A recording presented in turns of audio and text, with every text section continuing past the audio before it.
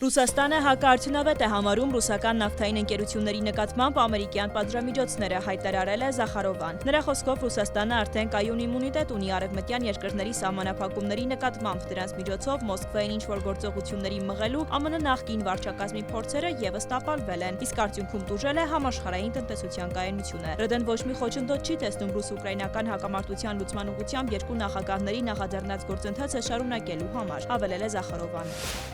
Պուտինին ճնշելը չի հանգեցնի ուկրաինական ճգնաժամի լուծմանը, կարծիք է հայտնել Չինաստանի արտաքին գործերի նախարարության խոսնակը, հավելել, երկխոսությունն ու բանակցությունները Ուկրաինայի ճգնաժամը լուծելու միակ հնարավոր ուղին են։